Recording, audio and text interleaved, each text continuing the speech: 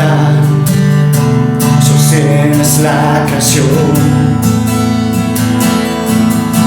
Harás cumplir siempre todos tus planes para traer la gloria para ti, la gloria, gloria. Alzamos nuestras voces para adorar a ti la gloria, gloria. Daremos solo a ti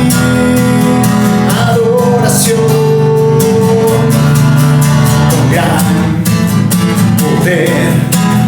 Tú mueves las estrellas, el viento, el mar, todo lo que hay.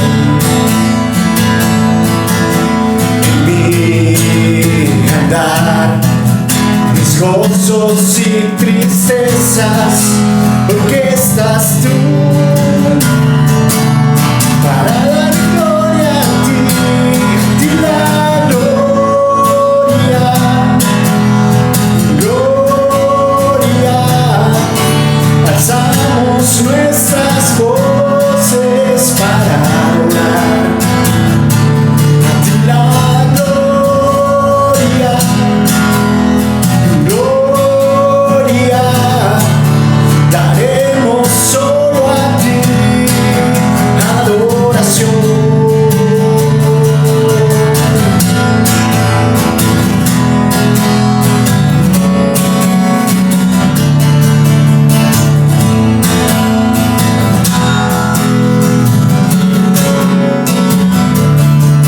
Son altos y profundos tus caminos, bueno eres tú, y de esto cantaré,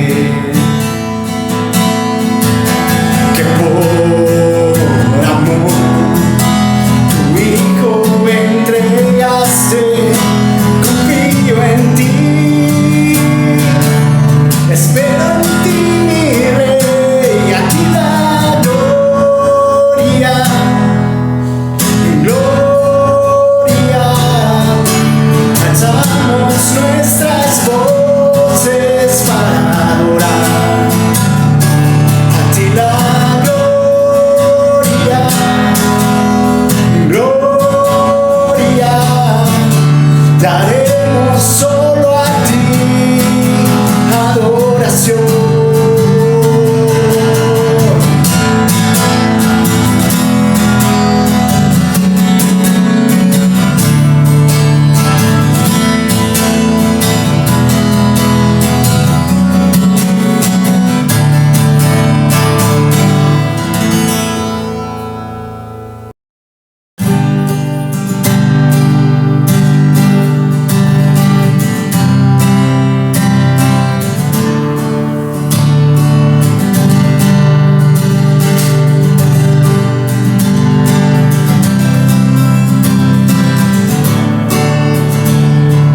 Resplandor del Padre desde la eternidad, por tu palabra todo hecho fue. Las cosas que creaste revelan tu obra, y todo tú hiciste para que podamos ver. Glorioso eres, Jesús, el mayor deleite, tu poder inigualable, tu amor no tiene fin, no hay sacrificio igual. Viniste a tu vida.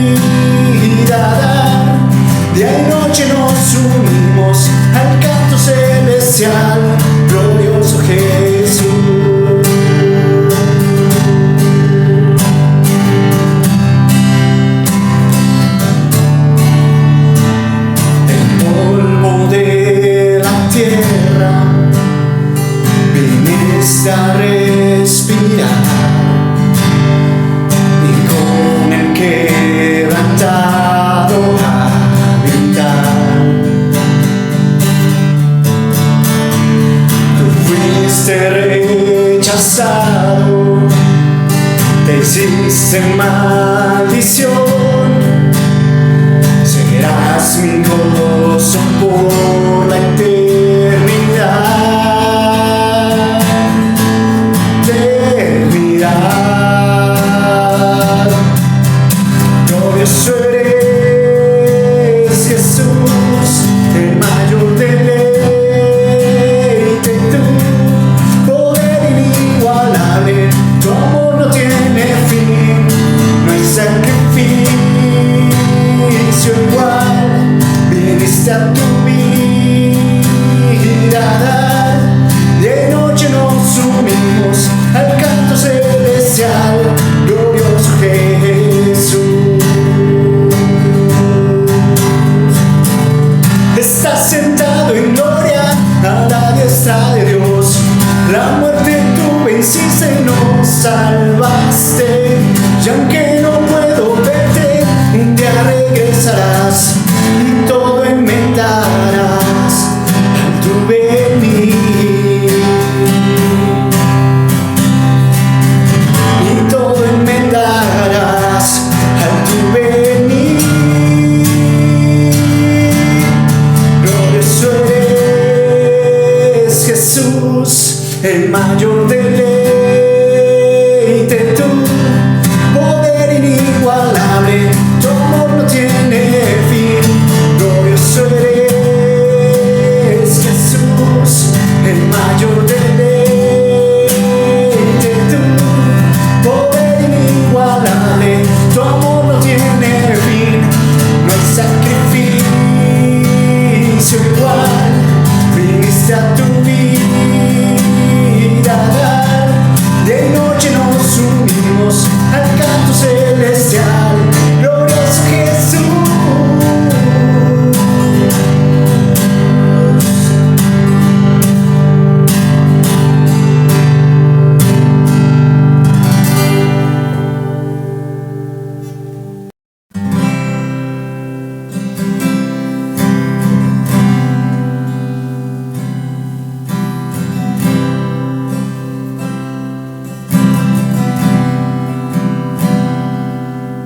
¿Cómo puede ser que el bueno y justo se hizo hombre y fuera amor por el más vil pecador, como siendo yo su enemigo, el sufrimiento en mi lugar tomó en aquella cruz y cargó mi maldad sobre él.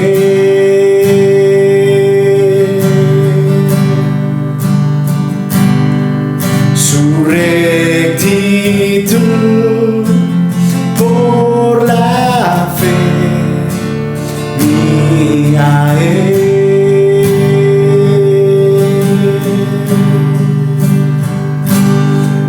Aleluya, glorioso intercambio, oh cuán gran misterio, que por gracia salvo soy.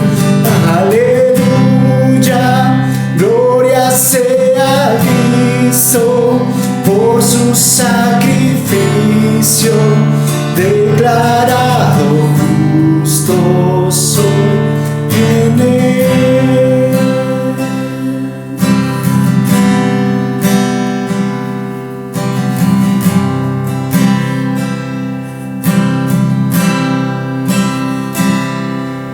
¿Cómo es posible que en Jesús, como a su Hijo, Él me recibió y su nombre llevo hoy? Su perfecta vida de obediencia al Padre, al yo creer en mi otorgó y perdón me dio, pues cargó mi maldad sobre él.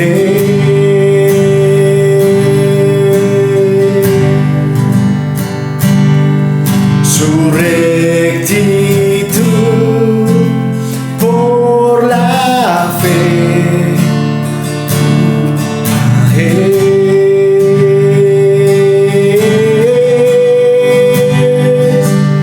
Aleluya, glorioso intercambio, oh cuán gran misterio, que por gracia salvo soy.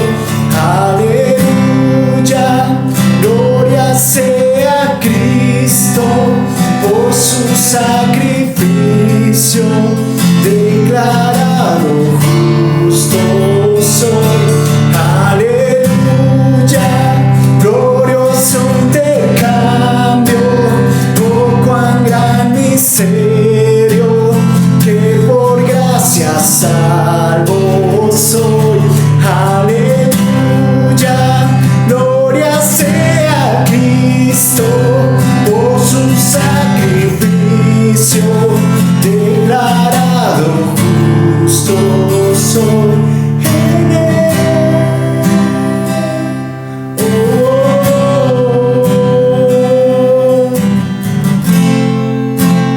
Declarado justo soy en él.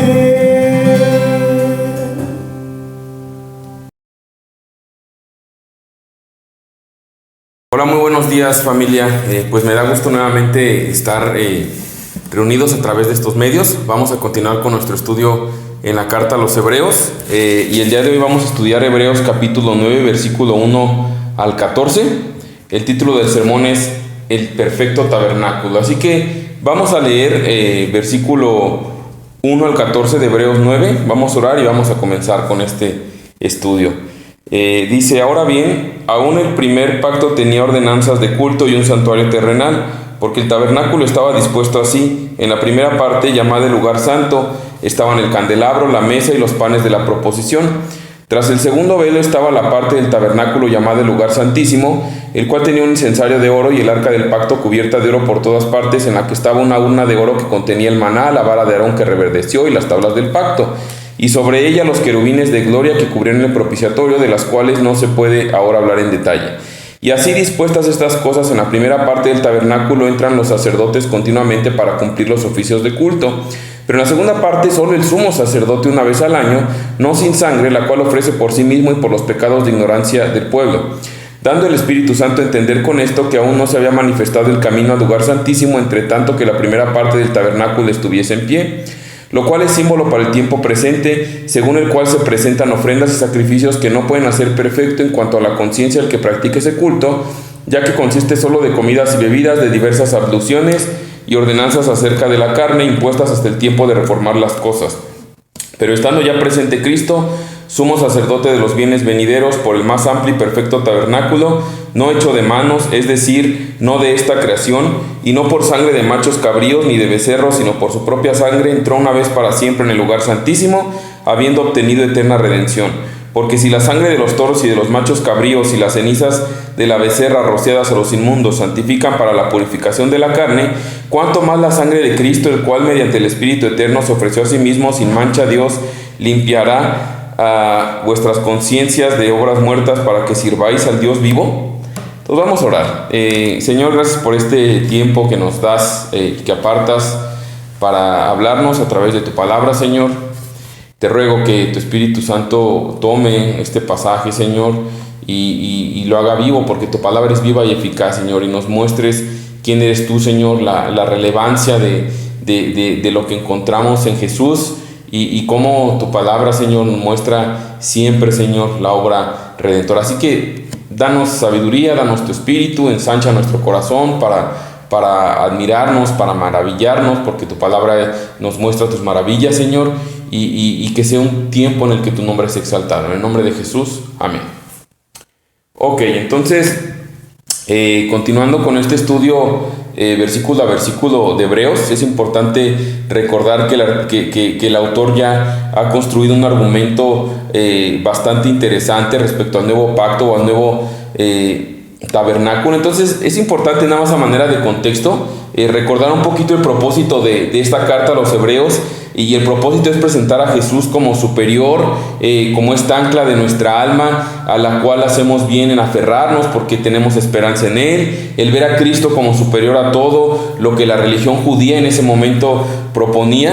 Y es que los creyentes a los que está escrita esta carta a los hebreos eran creyentes de la iglesia primitiva que estaban siendo presionados por los judíos para regresar a ritos y a ceremonias judías. Entonces el autor esencialmente está animándolos y diciéndoles: miren, es que no es necesario volver a aquello de lo que Dios ya nos salvó, porque Cristo es superior a todo lo que la religión presenta. De hecho, hemos observado que la carta se apoya demasiado en el Antiguo Testamento, porque la audiencia son creyentes con antecedentes judíos, conocen muy bien el Antiguo Testamento, de tal manera que el autor ya nos ha demostrado desde capítulo 1 hasta capítulo 8 la supremacía de Jesús sobre los profetas, sobre los ángeles, sobre personajes ilustres de la cultura judía, que eran Moisés, Josué, incluso veíamos la semana pasada de Aarón, del orden sacerdotal levítico, el cual veíamos cómo Cristo es superior, cómo es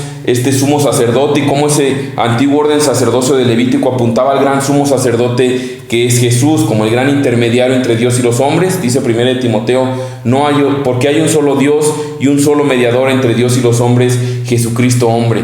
Jesús mismo en Juan capítulo 14 versículo 6 dice: yo soy el camino, la verdad y la vida, y nadie viene al Padre sino por mí. Entonces los judíos tenían muchos sacerdotes, muchos intermediarios, veíamos esto, pero ninguno hizo el trabajo perfecto, permanente, sino Jesús. Jesús apareció en un sacerdocio de una orden superior, ya no de esta orden levítica, sino conforme a la orden de Melquisedec. Y entonces veíamos ya el estudio de este personaje y las implicaciones que tiene este mejor sacerdocio. Entonces lo puedes checar ahí en YouTube, están las predicaciones anteriores.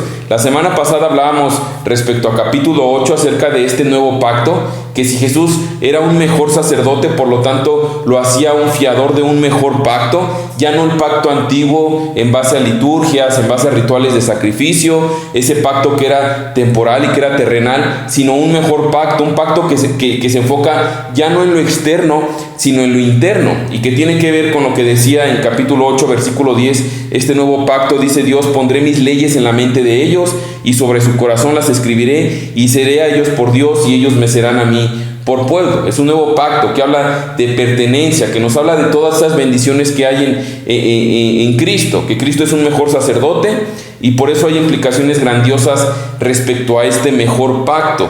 Pero también hay algo glorioso que vamos a ver en la sección del día de hoy, que no solamente habla de un mejor pacto, sino de un mejor tabernáculo. De eso hablaremos el día de hoy. Entonces, igual como rápidamente retomar a manera de contexto, debemos recordar que en el Antiguo Testamento había un lugar físico donde el pueblo de Dios iba y presentaba sus sacrificios. Ellos no podían presentar sacrificios o adorar a Dios en cualquier lugar que ellos quisieran, necesitaban ir al tabernáculo. Después, ya en el Nuevo Testamento vemos, incluso aún en el tiempo de la carta a los hebreos, está el templo de Jerusalén. La ley especificaba claramente cómo adorar a Dios, dónde adorarlo, qué rituales y sacrificios se tenían a hacer, quién podía tener acceso a la presencia de Dios.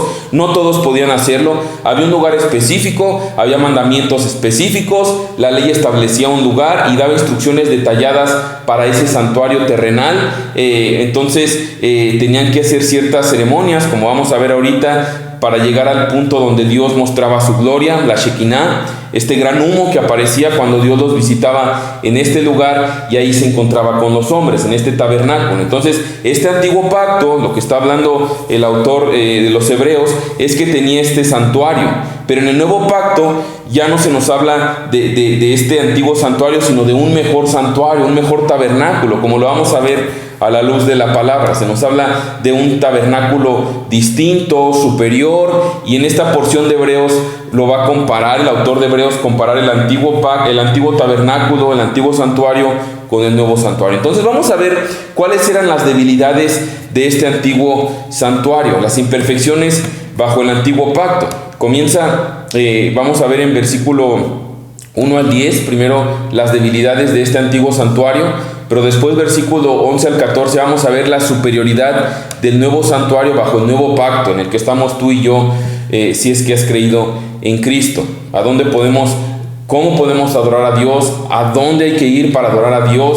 Y vamos a ver cómo no es Horizonte, cómo no es una iglesia específicamente, pero vamos a ver lo que la palabra nos dice. Entonces dice versículo 1, ahora bien, haciendo la unión, ya que hemos hablado de un nuevo pacto, en el capítulo 8 presentaron el pacto antiguo, pero también el nuevo pacto.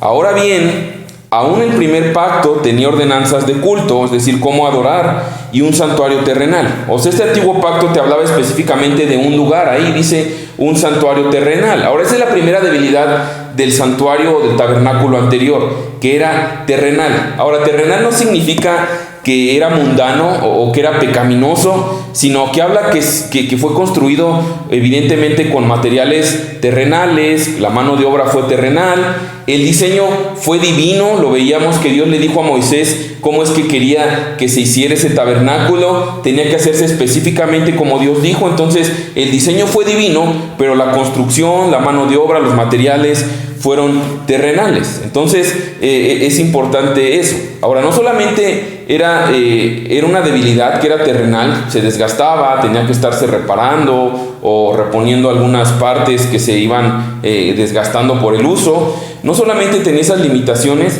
sino que era limitado geográficamente también. Es decir, podríamos pensar, ese lugar no podía estar en muchas ciudades o en muchos lugares simultáneamente. Simplemente se localizaba donde lo instalaban, por donde el pueblo de Israel se iba moviendo a través del desierto, a donde llegaban, ahí se ponía, tenías que entrar o ir geográficamente a ese lugar. Era limitado geográficamente y además también era exclusivo. ¿A quién le pertenecía ese santuario? Bueno, le pertenecía al pueblo de Israel. No podía venir cualquier nación, cualquier persona y entrar al tabernáculo. Entonces solamente el pueblo de Israel, ellos tenían ese derecho y como vamos a ver ahorita, incluso a ciertas áreas únicamente algunas personas, pero era exclusivamente de ellos. Entonces esto que vemos es que era inferior este tabernáculo antiguo o del antiguo pacto, porque era terrenal, era limitado geográficamente, era exclusivo del pueblo de Israel. Pero ahora en versículo 5 vemos la segunda debilidad. Dice que era una debilidad que tenía, era que solo era un reflejo o una sombra o una figura de algo superior. Ya veíamos esto hace 8 días, era como una maqueta de algo a lo que estaba apuntando. Entonces, dice versículo 2, porque el tabernáculo estaba dispuesto así. En la primera parte, llamada el lugar santo, estaban el candelabro, la mesa y los panes de la proposición. Tras el segundo velo estaba la parte del tabernáculo llamada el lugar santísimo, el cual tenía un incensario de oro y el arca del pacto cubierta de oro por todas partes, en la que estaba una urna de oro que contenía el maná, la vara de Aarón que reverdeció y las tablas del pacto, y sobre ella los querubines de gloria que cubrían el propiciatorio, de las cuales cosas no se puede ahora hablar en detalle. Entonces, todo este mobiliario que se describe aquí solamente era una sombra de algo superior. ¿Cómo sabemos esto? Lo va a mencionar la próxima semana en capítulo 9, versículo 23. Dice, fue pues necesario que las figuras de las cosas celestiales fuesen purificadas así, pero las cosas celestiales mismas con mejores sacrificios que estos. También capítulo 8 veíamos que eran todo lo que Moisés hizo en el tabernáculo, eran simplemente sombras de realidades celestiales.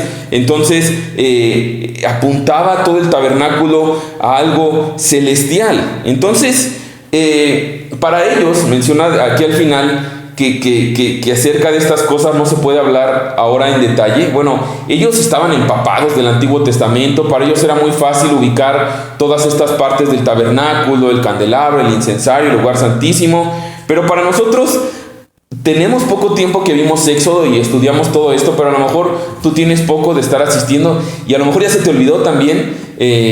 Y es importante recordar, explicar y hacernos una imagen de lo que era este tabernáculo. Entonces aparece ahí una imagen completa del tabernáculo. Ese es el área del tabernáculo, es la tienda que se ve como abierta, obviamente está cubierto totalmente. Ahí estaba el lugar santo y el lugar santísimo, donde se ve como la tiendita.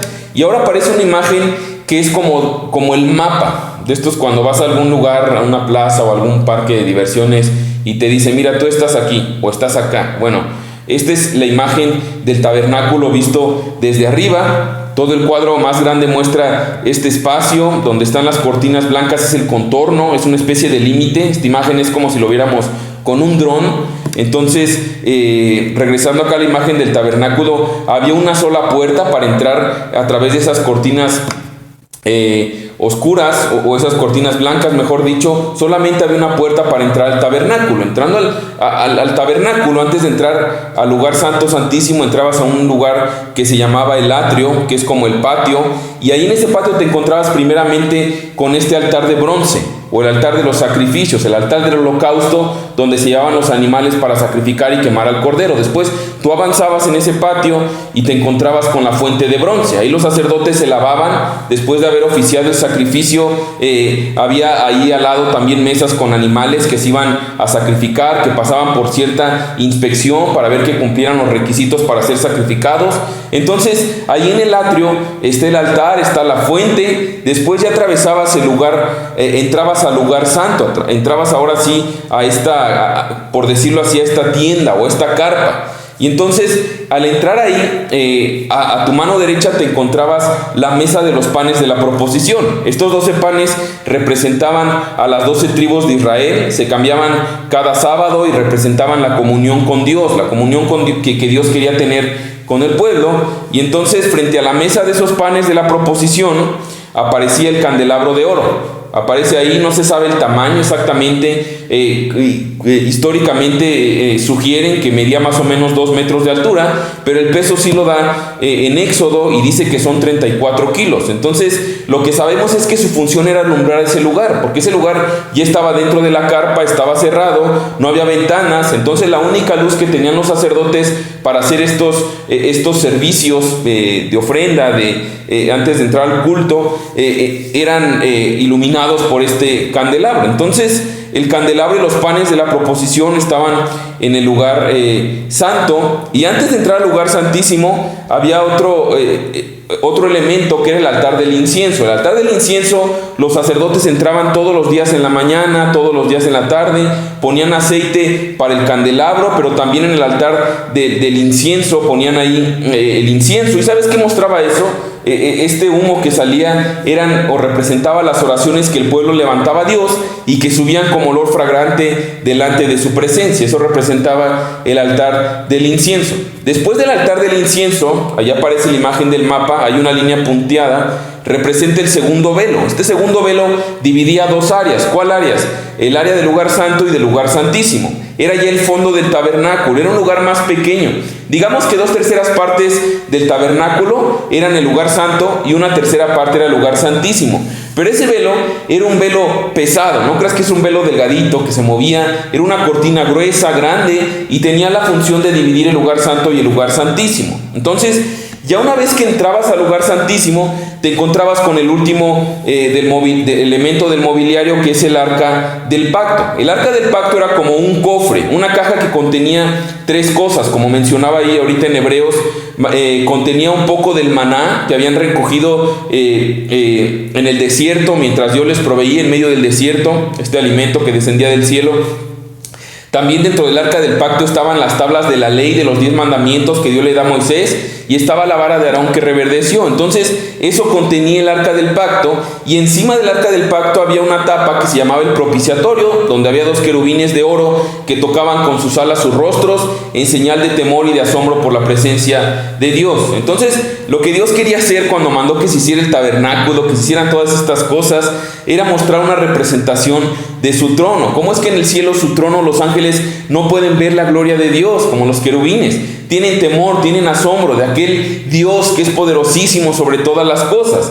Entonces todo esto era un área de representación de Dios, era un modelo de realidades celestiales, y esto es lo que describimos y lo vemos ahí en las imágenes que estuvimos viendo para retomar un poco todo este tema del tabernáculo. Entonces me gustaría leer nuevamente versículo 2 al 5, ya con las imágenes que vimos, con el mapa, para ver cómo entendemos mejor esto. Entonces Versículo 2 al 5 comienza a hablar ya a partir del lugar santo, no habla lo que había en el atrio o en el patio, sino que va directamente al lugar de la carpa del tabernáculo, al lugar santo. Dice versículo 2 al 5, porque el tabernáculo estaba dispuesto así.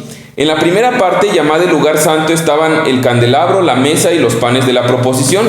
Tras el segundo velo estaba la parte del tabernáculo llamada el lugar santísimo, el cual tenía un incensario de oro y el arca del pacto cubierta de oro por todas partes, en la que estaba una urna de oro que contenía el maná, la vara de Aarón que reverdeció y las tablas del pacto. Y sobre ella los querubines de gloria que cubrían el propiciatorio, de las cuales cosas no se puede ahora hablar en detalle. No se puede hablar ahora en detalle. Ahora, estamos viendo que todo esto era una sombra de algo superior, de una realidad celestial. ¿A qué estaba apuntándonos estos elementos, este tabernáculo, mis hermanos? Desde allí estaba apuntando todo a Cristo. Entonces podemos ver cómo cada elemento es cumplido en Cristo. Primeramente, en el lugar santo aparece el candelabro y es la realidad de la luz de Cristo. Mira cómo dice Juan capítulo 1, versículo 4 y 5, hablando de Jesús. En él estaba la vida y la vida era la luz de los hombres. La luz en las tinieblas resplandece y las tinieblas no prevalecieron contra ella.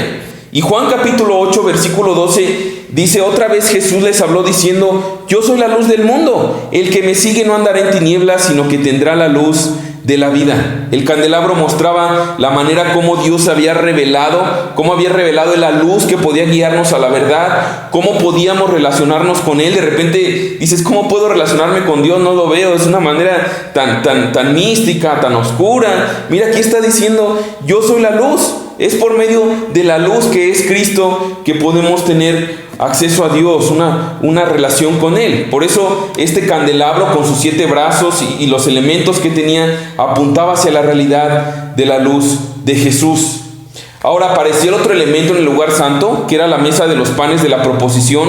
Esta mesa con los panes representaba la comunión de Dios con su pueblo, y esa comunión y ese pacto que Dios hace de tener comunión con su pueblo. Recordar que los pactos en el Antiguo Testamento se sellaban con una comida, y esos 12 panes representan las 12 tribus de Israel, y el sacerdote, decía que entraban varios sacerdotes, el sacerdote en turno que entraba ahí constantemente en el lugar santo, comía esos panes representando la comunión de Dios con su pueblo y el pacto que Dios había hecho con su pueblo, y era confirmado por medio de esos panes de la proposición. Ahora, esos panes apuntaban nuevamente hacia una realidad que se iba a cumplir en Jesús. Jesús mismo dijo en Juan capítulo 6, versículo 35: yo soy el pan de vida, el que a mí viene nunca tendrá hambre, y el que en mí cree no tendrá sed jamás. Jesús dice: yo soy el pan. Yo represento no solo la comunión con Dios, de Dios con su pueblo, sino el pacto de Dios con su pueblo, y también la provisión de Dios para su pueblo, como veremos en un momento también con otro elemento. Así que, mi hermano, si tú estás, mi amigo, si estás escuchando esto, tienes una sensación de insatisfacción, pruebas aquí, pruebas allá, y sigues teniendo hambre, sigues teniendo sed, ven a Cristo. Cristo ha sido el medio por el cual tenemos comunión con Dios, por el cual Él sacia nuestra alma, por el cual Él quita la sed de nuestra vida. Entonces continúa diciendo o mostrándonos elementos. Ya pasamos del lugar santo al lugar santísimo, y te acuerdas que había entre estos dos lugares estaba el velo. Ahora, el velo apunta a la separación que existe entre nosotros y entre Dios, entre lo inmundo, que somos los hombres, lo impuro, y lo santo y lo puro, que es Dios. Hay una separación que Dios quería que fuera evidente para todos nosotros desde aquel tiempo. Este elemento que mostrara esta realidad de que Dios dice: miren, ustedes están allá y yo acá, hay algo que nos separa. Y para eso estaba el velo ahí. El velo era muy grueso y tenía un significado muy profundo en cuanto a la realidad del pecado del pueblo y lo que eso hacía en relación a Dios, a cómo lo separaba de Dios. Un comentarista de nombre Andy Murray decía lo siguiente: el velo era el símbolo de separación entre un Dios santo y el hombre pecador. No pueden habitar juntos. El tabernáculo apuntaba o expresaba la unión de dos realidades aparentemente contradictorias. Dios llamó al hombre a venir, a adorarlo y servirle, y sin embargo no podía acercarse demasiado. El velo lo mantenía a distancia. El amor llama al pecador a acercarse, pero la justicia lo aleja. El santo llamaba a Israel a construirles un hogar para habitar, pero les prohíbe entrar a su presencia ahí mostraba la realidad. Ustedes no pueden acercarse a algo que nos separa por causa del pecado, pero ese velo Cristo lo iba a desgarrar también. ¿Cuándo? Mateo capítulo 27, 51 dice que después de haber entregado su alma y su espíritu, dice, y aquí el velo del templo se rasgó en dos en el momento de la crucifixión, de arriba abajo, y la tierra tembló y las rocas se partieron. Entonces vemos a la luz de la palabra que cuando Jesús murió en la cruz, el velo se rasgó desde arriba hasta abajo, y eso era muy importante para demostrar que lo que el sacrificio de Jesús estaba haciendo era permitir este acceso nuevamente a Dios, a los hombres pecadores como tú y como yo. Ahora, el otro elemento que aparece en el lugar santísimo es el incensario. Este incensario, como mencioné ahorita, representaba las oraciones. Mira cómo lo dice en Apocalipsis capítulo 5 versículo 8. Y cuando hubo tomado el libro, los 4 seres vivientes y los 24 ancianos se postraron delante del Cordero. Todos tenían arpas y copas de oro llenas de incienso, que son las oraciones de los santos. Entonces vemos la realidad de lo que está simbolizando en el tabernáculo el incensario, y en el templo en Apocalipsis 5 vemos que el incensario o el incienso representa las oraciones de los santos. Es decir, cómo es que podemos acceder delante de Dios y cómo es cuando nosotros venimos delante de Dios a través de Cristo en oración. Cuando venimos a Dios en oración a través de Cristo es como un olor fragante, y entonces el incienso representa la intercesión, el venir delante de Dios, y por supuesto también representa lo que Jesús mismo hizo por nosotros. Cristo es este olor fragante delante del Padre por nosotros, y cuando estamos en Cristo podemos acceder de esa manera en oración a la presencia de Dios como un olor fragante. Ahora quiero mencionar también la razón por la que aquí en Hebreos capítulo 9 versículo 10 se menciona que el incensario pareciera que dice que está en el lugar santísimo y no en el lugar santo. Ahora, el incensario aparece aquí mencionado como si estuviera en el lugar santísimo, porque el incienso formaba una parte crucial de lo que se hacía en el día de la expiación, que era cuando entraban al lugar santísimo. El incenciario que estaba justo ahí detrás del velo era de vital importancia en el día del Yom Kippur, en el día de la expiación, para que entrara todo el incienso y llenara el lugar santísimo. Entonces se consideraba realmente que aunque estaba en lugar santo, se consideraba como parte del lugar santísimo en ese día, porque simbolizaba la presencia de Dios en el lugar santísimo. Es decir, el incienso también formaba parte de todo lo que el lugar santísimo era. Por eso el autor coloca el incensario dentro del lugar santísimo, no tanto que está dentro del velo, sino que pertenece a la categoría del lugar santísimo al estar ahí justo donde está el velo. El otro elemento que aparece ya entrando al lugar santísimo después de haber atravesado el velo es el arca del pacto, que tiene estos querubines de oro que están sobre la tapa del propiciatorio. Los llama incluso querubines de gloria, porque todo lo que hay en ese lugar, la presencia de Dios es glorioso, representa la gloria de Dios. Entonces, en el pacto que Dios hizo con su pueblo a través de los 10 mandamientos, también aparece la ley que están dentro del arca del pacto. Aparece también el sacerdocio levítico, que es representado por la vara de Aarón que reverdeció, y también la provisión y fidelidad de Dios para su pueblo, que es a través del maná. Todo eso está dentro del pacto. Ahora, todo eso apunta también a Cristo. En relación a este pago que tenía que haber por haber roto la ley, Romanos 3 nos habla que es Cristo nuestro pago. Dice que Dios a quien Dios puso como propiciación por medio de la fe en su sangre, para manifestar su justicia a causa de haber pasado por alto en su paciencia los pecados pasados. Es por Cristo que nosotros somos perdonados, somos limpiados. Mateo capítulo 5 versículo 17 vemos que por la fe en Jesús, Cristo cuando vino no vino a quitar la ley, vino a cumplirla, y por la fe en Él es como si nosotros la cumpliéramos, porque su vida nos es dada a nuestro favor. Mira cómo dice Mateo 5:17: no penséis que he venido para abrogar la ley o los profetas. No he venido para abrogar, sino para cumplir. No vino para quitarla, sino para cumplirla. Y los 10 mandamientos están mostrándonos eso, que también en Jesús podemos encontrar esa justicia que Dios demanda. Entonces, cuando alguien dice, es que yo ya no soy salvo por haber cumplido la ley, de hecho no es que nosotros la cumplamos, pero es que Cristo la cumplió en nuestro lugar, y por la fe en Él nos es dada, nos es imputada esa obediencia que Dios demanda. Ahora, el otro elemento que aparece ahí en el arca del pacto es el maná, que por supuesto también representa a Jesús. Juan capítulo 8 versículo 51 dice: Yo soy el pan vivo que descendió del cielo. Si alguno comiere de este pan, vivirá para siempre. Y el pan que yo daré es mi carne, la cual yo daré por la vida del mundo. Entonces apuntaba a la manera como Cristo vendría del cielo a nosotros. Entonces el tabernáculo apuntaba totalmente a Jesús. Y entonces en Cristo vemos cómo se cumplen todos estos elementos, de manera que podemos decir que es un mejor tabernáculo. Entonces, regresando como el tema de hoy, era un tabernáculo inferior, el tabernáculo del antiguo pacto, porque primero era terrenal, solamente era una sombra o figura de algo superior, pero también porque era limitado o inferior, porque era inaccesible para la gente. Dice versículo 6: y así dispuestas estas cosas, en la primera parte del tabernáculo entran los sacerdotes continuamente para cumplir los oficios del culto. Se refiere esta primera parte al lugar santo. Solamente entra el sacerdote o los sacerdotes, no todo el pueblo.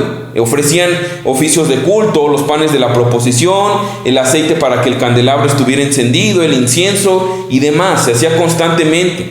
Ahora, cumplían con esos oficios de culto los sacerdotes, pero dice versículo 7, en la segunda parte, es decir, en el lugar santísimo, solo el sumo sacerdote entraba una vez al año, no sin sangre, la cual ofrece por sí mismo y por los pecados de ignorancia del pueblo. Entonces, esta segunda parte es el lugar santísimo. Solamente entraba el sumo sacerdote una vez al año, el día del Yom Kippur, y no entraba sin sangre, sino que tenía que haber ofrecido primeramente sangre por sus pecados y después por los del pueblo. Ahora, me llama la atención ahí este término que aparece de pecados de ignorancia del pueblo. Bíblicamente, mi hermano, es importante también entender esto.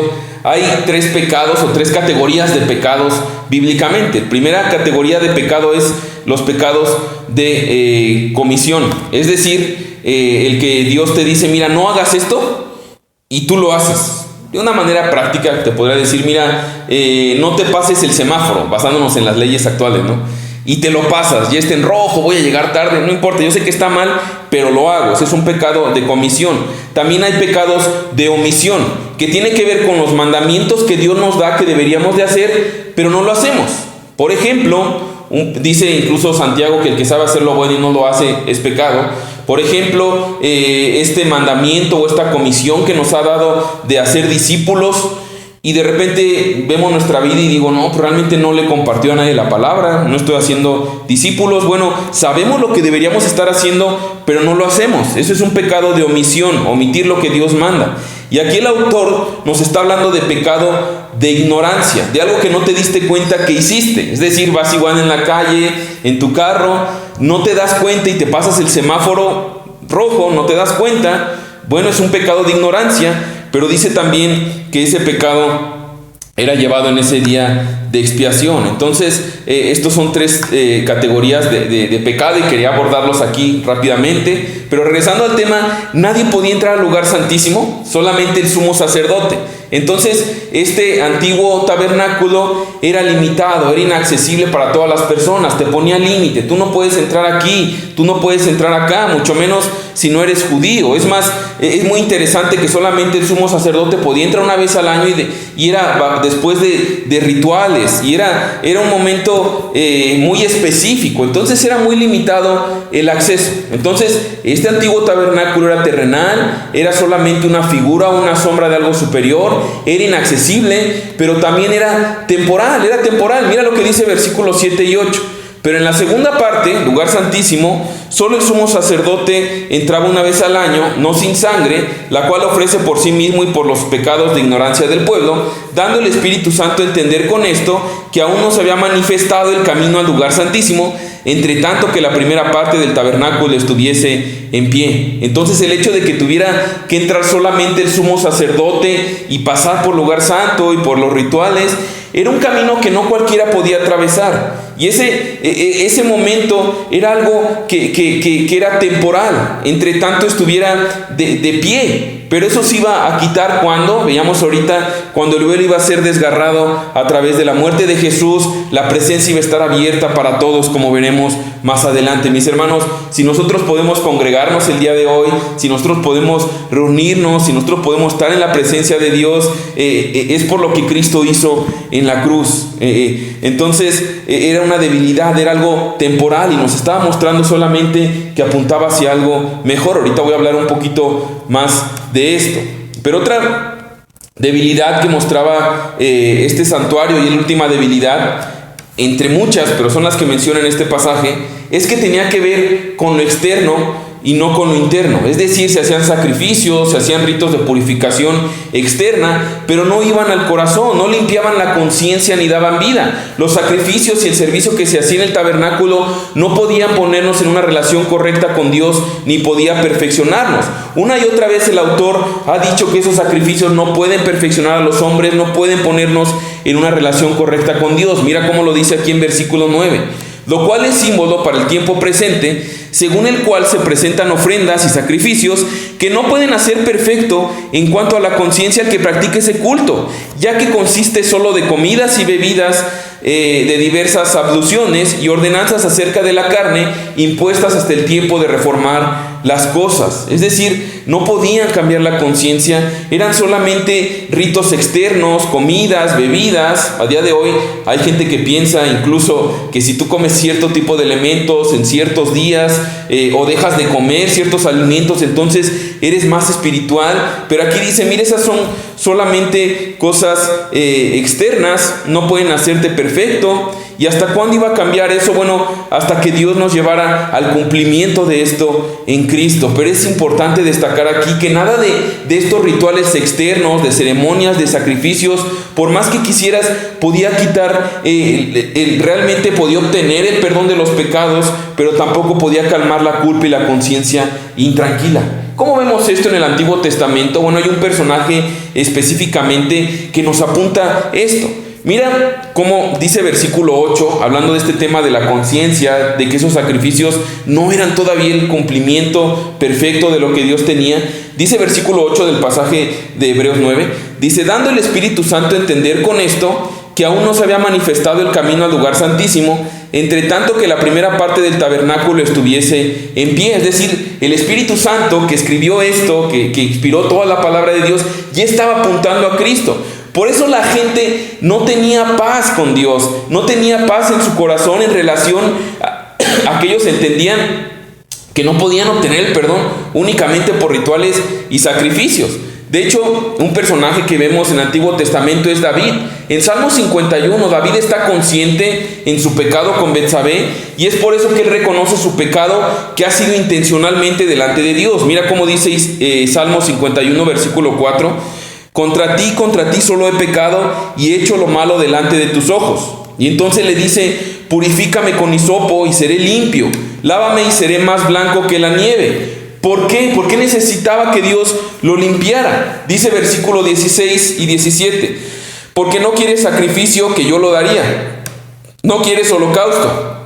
Los sacrificios de Dios son el espíritu quebrantado, al corazón contrito y humillado no despreciarás tú, oh Dios.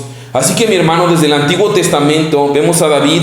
Estaba consciente de su pecado, de la intencionalidad de su pecado.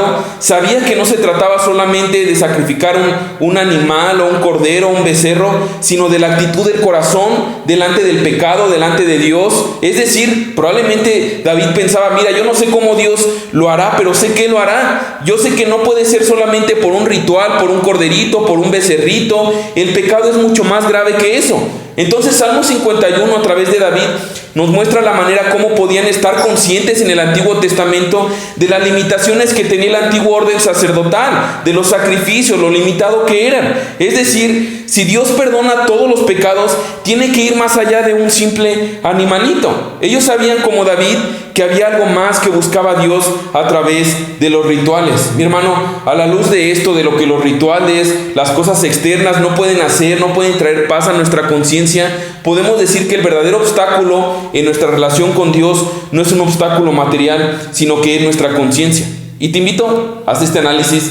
Piensa en todo lo que has pensado, en todo lo que has hecho en público y en privado. Imagínate que fueras expuesto y que la gente viera y supiera todo lo que has hecho y todo lo que piensas. ¿Cómo te sentirías? Si tuvieras que presentarte delante de Dios considerando tu propia vida, ¿qué confianza tendrías en que Dios te declare inocente? Honestamente, tendríamos en la conciencia falta de paz y falta de tranquilidad. Mi hermano, este tabernáculo al final no permitía estar en una correcta relación con Dios. Eso son las debilidades del tabernáculo o del santuario terrenal. No calmaba la conciencia, no limpiaba de pecados. Y ellos, siendo honestos, mirándose, ellos decían, es que no puede ser suficiente estos sacrificios, tiene que haber algo más. Eso es lo que dice el autor. Esto no puede ser lo único que Dios usa para hacernos inocentes. Por eso dice versículo 11, todo apuntaba a algo mejor, a Cristo. Y ahora vemos el contraste de este tabernáculo perfecto, de este tabernáculo superior. Dice versículo 11, pero estando ya presente Cristo, sumo sacerdote de los bienes venideros, por el más amplio y más perfecto tabernáculo, no hecho de manos, es decir, no de esta creación, es decir, todo era sombra de aquellos bienes venideros que vendrían a bendecirnos. ¿Cómo? Por el más amplio y más perfecto tabernáculo, no hecho de manos, es decir, no de esta creación, y no por sangre de machos cabríos ni de becerros, sino por su propia sangre, entró una vez para siempre en el lugar santísimo, habiendo obtenido eterna redención. Entonces, hablando de las ventajas de este nuevo pacto, de este nuevo tabernáculo, de entrada dice que es más perfecto, es decir, no es hecho de manos humanas como el primero. Este nuevo santuario dice que es superior. Lo de esta creación se desgasta, se hace polvo, pero este nuevo tabernáculo es un tabernáculo superior porque no es de esta creación que se deteriora. Dice también que es más amplio, es decir, no es limitado, ni geográficamente es limitado, es más amplio. El primero no era muy grande, era como una cuarta parte de una cancha de fútbol profesional, y eso hablamos con el atrio. Y luego el tabernáculo era más chico, la carpa, y el lugar santísimo era una tercera parte, era algo muy pequeño, y solamente entraba una persona a la vez. Pero este mejor tabernáculo, este nuevo lugar donde Dios habita, es más amplio. ¿Y sabes quién tiene acceso a este nuevo tabernáculo? No solamente el pueblo de Israel o los judíos, sino todo aquel que confía en la obra de Cristo hecha por nosotros en la cruz del Calvario. Este nuevo tabernáculo es más perfecto, no tiene defecto, no se desgasta, porque no es de esta creación. Pero también es superior al primer tabernáculo, porque al primer tabernáculo tú no podías entrar al lugar santísimo así nada más, sino que tenías que ofrecer un sacrificio de sangre. Ahora, ¿qué sangre llevaban? ¿La sangre de quién? De animales. Pero la sangre que se lleva hasta el tabernáculo celestial ¿es de quién? Es una sangre superior, es la sangre de Cristo, y hablaremos de eso en capítulo 10. Pero por eso es tan superior, porque por medio de la sangre de Cristo obtuvimos eterna redención. Mira cómo dice versículo 12, y no por sangre de machos cabríos ni de becerros, sino por su propia sangre. Entró una vez para siempre en el lugar santísimo, habiendo obtenido eterna redención. El primer santuario, mi hermano, jamás fue testigo de un sacrificio que otorgara eterna redención. Aquellos que lo ofrecían solamente eran cubiertos sus pecados, pero tenían que repetirlo año con año. Pero el tabernáculo celestial donde Jesús entró para rociar la sangre, hay eterna redención, es superior completamente porque su sangre fue suficiente una vez y para siempre. Ya no hay necesidad de derramar más sangre.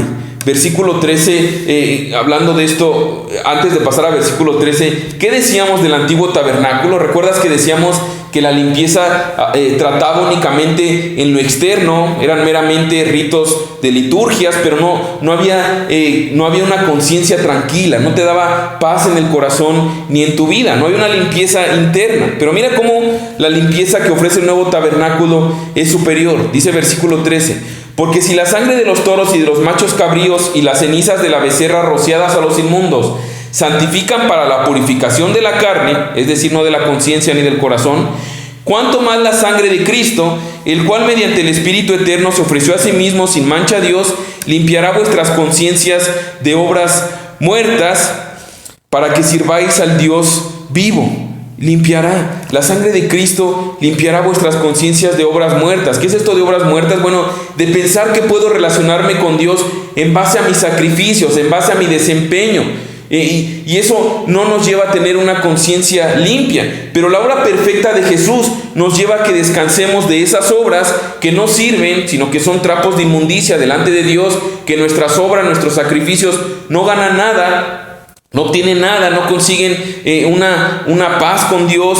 Deben ser solamente una respuesta a lo que ya tenemos de parte de Dios, la completa salvación y el completo perdón, pero fuera de eso son obras muertas. Dice él que su sangre nos limpia la conciencia de esas obras muertas, del creer que nunca damos el ancho, que siempre falta más, que es insuficiente, y nos lleva a servir al Dios vivo. Ahora, es impresionante esto. ¿Quieres servir a Dios de corazón, en verdad? Mi hermano, lo que estamos viendo es que no es necesario que vayas a un lugar temporal, a un tabernáculo terrenal o a un santuario físico. Tú puedes servir a Dios en cualquier lugar donde te encuentres, porque Cristo nos ha limpiado por su sangre y por su sangre nos capacita para servirle. Yo sé que hay momentos en el que nos sentimos el peor de los pecadores, en que te sientes con batallas, te sientes indigno, descalificado, pero aunque estés luchando y batallando y peleando con el pecado, sabes que a la luz de la palabra de Dios, Cristo te limpia de tus pecados pasados, presentes y futuros, y te permite servirle a pesar de lo que eres. Eso es lo maravilloso del sacrificio de Cristo, y muchas veces nos cuesta mucho trabajo entender eso, pero es así. Por eso es superior, por eso Cristo es mejor a la religión que tú quieras poner. Ahora hay algunas cosas interesantes ahí. Dice versículo 13, habla de la sangre de los toros y machos cabríos, habla de los sacrificios que se presentan para limpiar el cuerpo, pero dice ahí, y las cenizas de la becerra rociadas a los inmundos. ¿Qué es eso? Bueno, como dato también cultural, para entender eso suena extraño, pero la ley había establecido algo, que cierto becerro que era de color cobrizo le llamaban la vaca roja. Este becerro se sacrificaba, se quemaba completamente y sus cenizas se guardaban en una especie de urna. La ley decía que cuando una persona tocaba a un cadáver quedaba ceremonialmente impuro y tenía que ir a purificarse.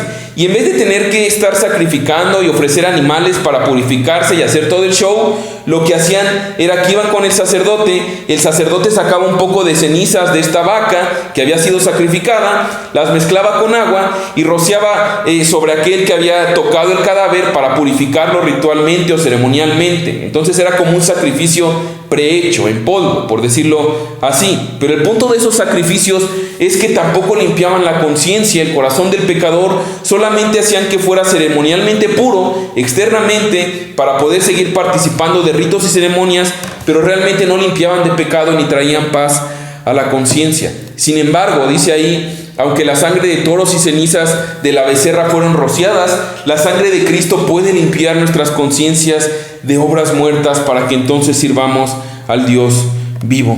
Entonces, a manera prácticamente de terminar todo lo que hemos visto el día de hoy, podríamos decir que hay dos tabernáculos, el antiguo tabernáculo, el terrenal, y el del nuevo pacto, el celestial. Y lo que quiero meditar en esta conclusión es lo siguiente: ¿cuántas veces tú y yo no nos conformamos al tabernáculo terrenal, a las formas, a los sacrificios, a la religión, a cumplir ciertas cosas, a ir a cierto lugar, a utilizar intermediarios, a pensar que por lo que yo hago, por lo que yo le doy, por mis sacrificios, entonces estoy bien con Dios?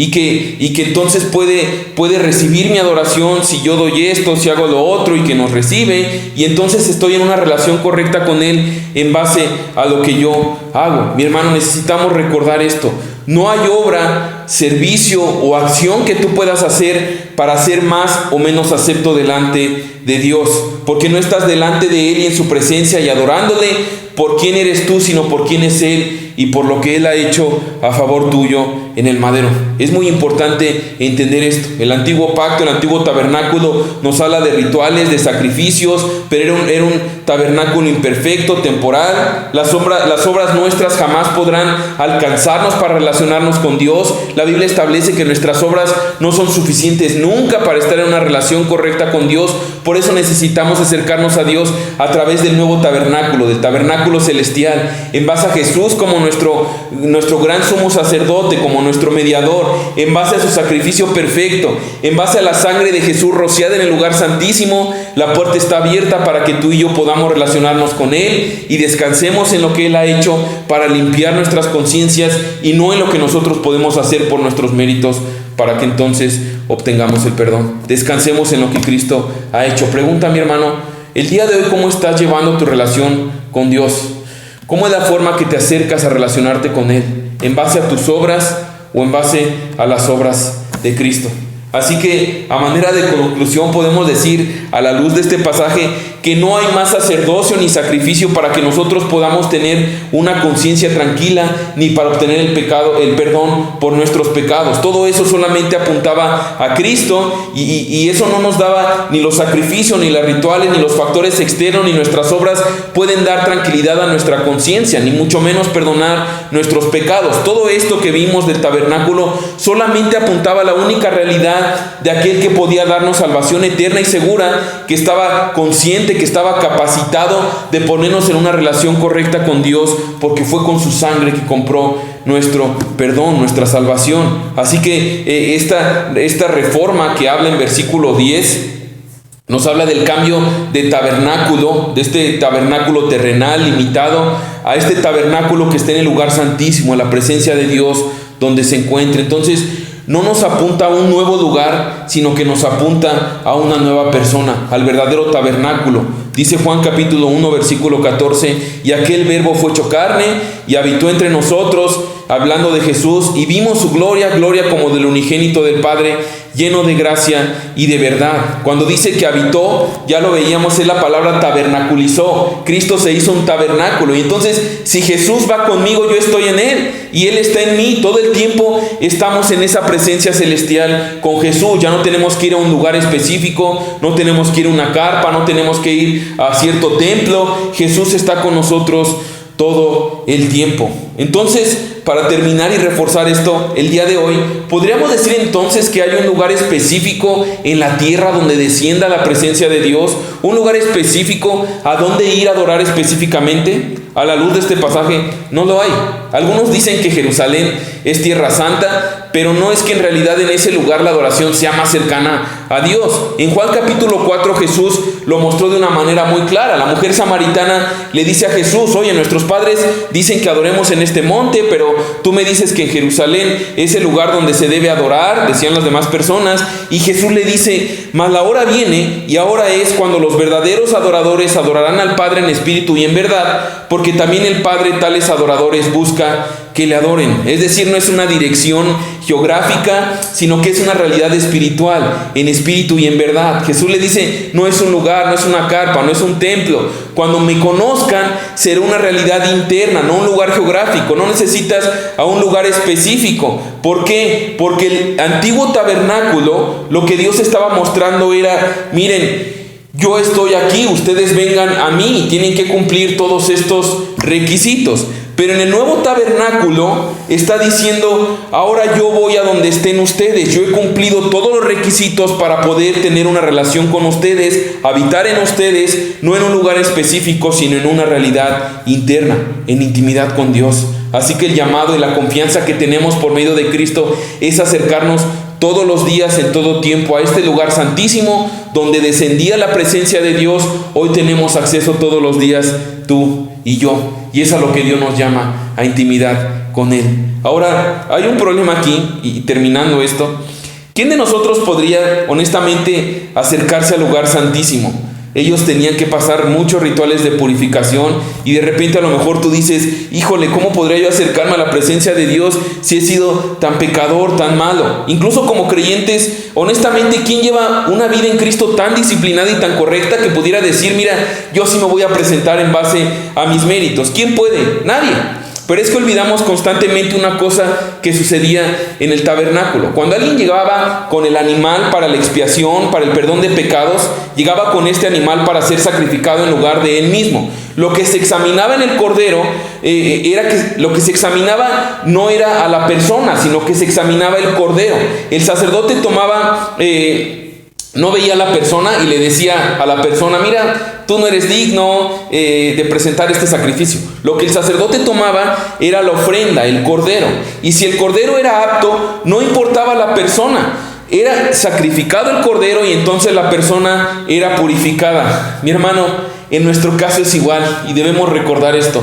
Dios no examina mi vida. Mi amigo, yo no sé cuál sea tu pasado, que a lo mejor tu conciencia te está impidiendo que te acerques a Dios, pero en tu caso es igual. Dios no examina tu vida. Si tú vienes delante de Dios, Dios examina el cordero que fue puesto en tu lugar y en mi lugar. Y el cordero que fue puesto en tu lugar y en el mío fue sin mancha, inocente, sin pecado. Por tanto, aunque tu conciencia te diga es que yo no soy apto, mi hermano, mi amigo, no se trata de nosotros, se trata del sacrificio que fue presentado en nuestro lugar, fue claramente examinado y fue aprobado. ¿Y cómo sabemos que fue aprobado? Pues porque Cristo resucitó al tercer día como muestra de que Dios había aceptado su sacrificio como pago único, pago suficiente, como pago propiciatorio por tus pecados y mis pecados, a lo cual no hay nada más que agregar. Por eso Cristo en la cruz dijo, consumado es, la deuda está pagada. Entonces, ¿qué queda para nosotros? Bueno, el camino está abierto, el nuevo pacto ya está en acción, podemos entrar confiadamente hasta el trono de la gracia, el vuelo fue rasgado de arriba hacia abajo para que tú y yo sepamos que fue Dios quien tomó la iniciativa por medio de Cristo para que podamos entrar en Él. Así que no nos quedemos en rituales, en religiones, en ceremonias. Pasemos a este santuario celestial que es Cristo, donde podemos acceder totalmente y donde Él puede hacer su obra en nosotros de dentro hacia afuera. Así que en esa confianza vamos a orar para terminar. Padre, te damos gracias porque aunque de repente son cosas que evidentemente no son términos que vemos en nuestra vida diaria y en el día a día, son términos que nos muestran tu gloria, Señor, que nos muestran tu plan de salvación, que nos muestran tu carácter santo, también nuestra incapacidad de acercarnos a ti por nuestros méritos, Señor, pero la grandeza, la magnificencia, la supremacía de Jesús. Gracias, Padre, porque es por ti que nosotros podemos acceder a ti, porque tomaste la iniciativa, porque en Cristo hemos cumplido todas estas realidades que apuntaban desde el Antiguo Testamento. Y como hemos dicho, el Antiguo Testamento es glorioso, no es algo desconectado, sino que nos muestra cómo desde aquel tiempo, desde siempre, tú estuviste apuntando siempre a este gran Salvador y a este gran Redentor que es Jesús. Gracias, Padre, porque en Él tenemos perdón de pecados, tenemos nuestra conciencia en paz contigo, no porque seamos buenos, ni porque ya no batallemos con el pecado, sino porque entendemos que su sangre ha sido suficiente una vez y para siempre, para que cada día, en todo tiempo, podamos acceder a ti, ya no por medio de un lugar, ya no por medio de una persona, sino por medio de Jesús. Te damos gracias, Señor, porque es glorioso ver aún cómo cada elemento se cumple en Jesús, cómo tu palabra es perfecta, tu palabra permanece para siempre, tu palabra nos da vida, tu palabra nos santifica y tu palabra nos lleva a ti, Señor. Gracias por darnos no solamente un camino, sino ser tú el camino en Cristo y llevarnos y anclarnos a ti, Padre. Te damos gracias por tu palabra, bendice a mis hermanos y te pido que esto que hemos visto sea una realidad, Señor, en la manera que nos relacionamos a ti, Señor, no en base a nuestros méritos, sino en base a Cristo. Gracias te damos en el nombre de Jesús. Amén.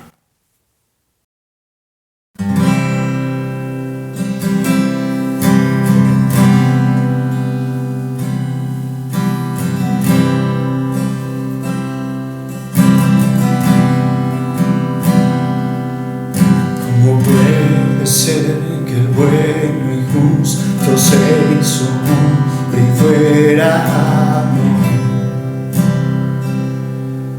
por el más vil pecador, como siendo yo su enemigo, el sufrimiento en mi lugar tomó en aquella cruz y cargó mi maldad sobre él.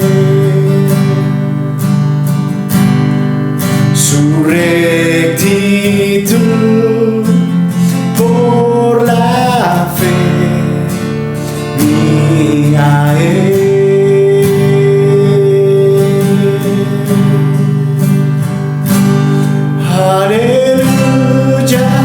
Glorioso intercambio, oh cuán gran misterio, que por gracia salvo soy.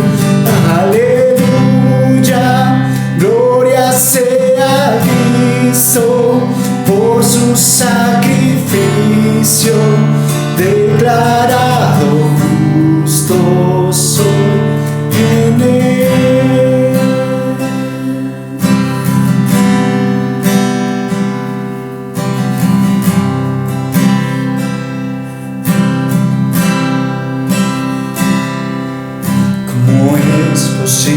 increíble que en Jesús, como a su Hijo, Él me recibió. Y su nombre llevó su perfecta vida de obediencia al Padre, al yo creer en mi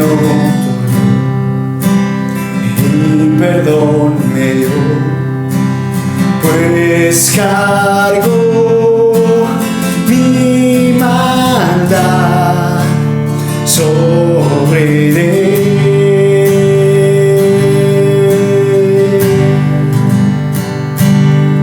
Su rectitud por la fe a él.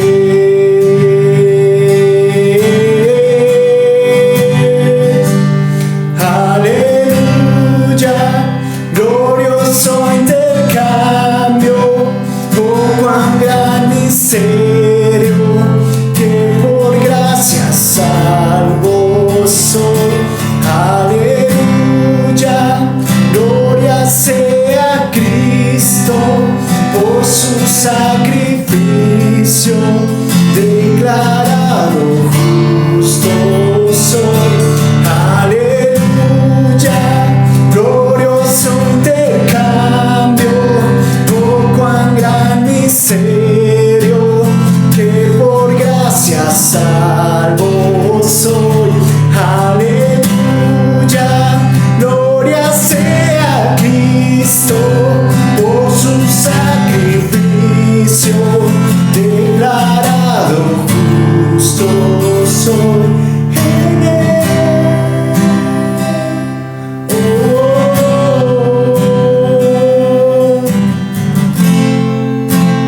Declarado justo soy en él.